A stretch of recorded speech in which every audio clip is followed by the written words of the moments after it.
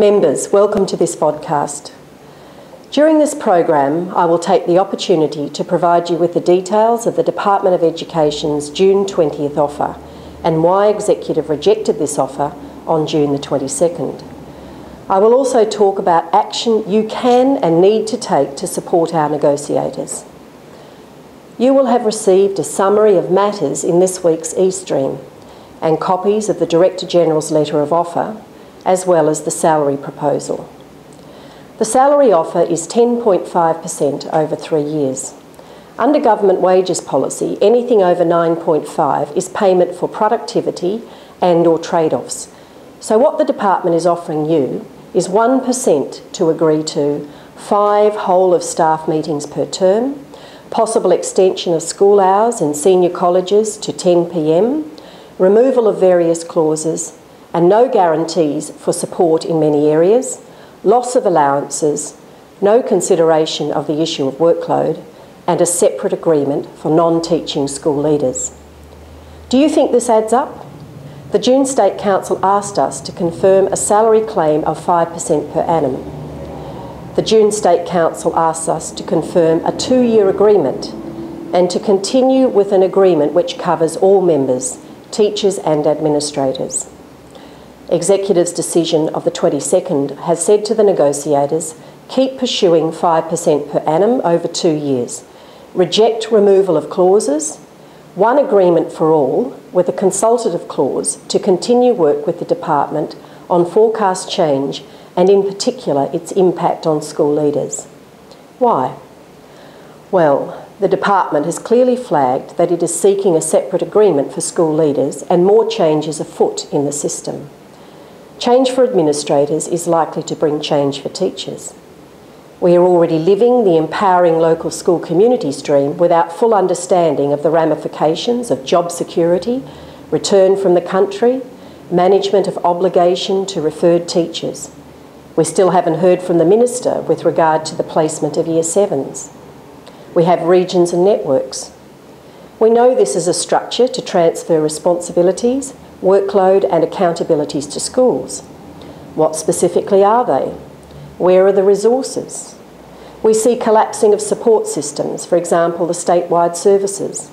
We see losses of career path opportunities and so on. Let me tell you a little bit more about the department's offer. They are proposing to remove a raft of clauses and make amendments to others. Take class sizes, for example. Removal of statements recognising the link between class size and workload. Removal of advice to schools to make decisions around staff deployment which adjust class sizes for inclusion. Removal of class size maximum for practical classes, as limited as it is. Removal of the behaviour management class sizes for Year 8 and 9. Deletion of the reporting clause. Many of you will remember this clause was hard fought for, and to counter the burgeoning demands in some schools for more and more reporting. Some school staff providing up to 8 formal reporting points across the whole school year. What about time to teach? Removal of references to the laptop program. We know there are issues with the laptops, but we're truly confident the department and government will continue this program. A groundbreaking initiative between us and the department, actually instituted by the Premier when he was Education Minister, and no doubt supporting significant system and curriculum change on the back of teachers' personal investments in the scheme. Shame, I say. Communication 17 listed all the clauses the department is proposing should be removed.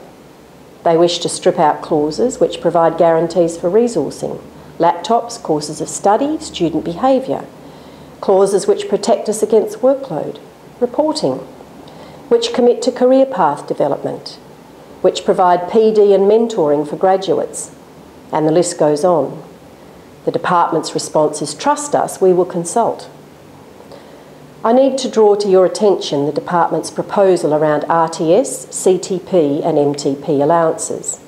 As endorsed by you in the log of claims, the negotiators have proposed a need for additional increases in these allowances. As well, we have discussed the need to review the criteria in order to ensure that we're getting it right. I remind you that the rationale around RTS, CTP and MTP has been linked to both hard to teach and hard to staff factors. The department seems intent on focusing solely on hard to staff. The department has returned with a proposition, and we'll get more details in further meetings, that to cover the cost of increases in allowances, schools be taken off the CTP and MTP eligibility list. In other words, remove conditions from one group of employees to improve the conditions of others. Some suggested schools for removal include Newman Senior High School and Gilmore College. The department has not responded in any way to the union's call for clauses which provide guarantees for genuine consultation about new state and federal initiatives and appropriate supports. Clearly, members, this June 20th offer is inadequate. Your executive have responded accordingly. Your negotiators will continue to pursue improvements in ongoing negotiations. What your negotiators and executive need from you is each and every one of you taking the time to jump on the www.SSTUWA buildingthefuture.org.au website and emailing the Premier, the Minister, the Treasurer and the Parliamentary Leader of the Nationals, Brendan Grills, and making it abundantly clear that this 20th of June offer is way off the mark. Making sure your colleagues are aware of this action and are contributing. Getting ready to have representatives from your worksite use the lobbying kit, which is on the website and is being distributed during Term 3, to visit local MPs. Stay alert for other political activity you can support this campaign with to improve your conditions and salary. Members, thank you for your time. Please keep informed on the progress of negotiations by reading the weekly communications and popping into our website, www.SSTUWA buildingthefuture.org.au. Your active support is essential to our success. Thank you.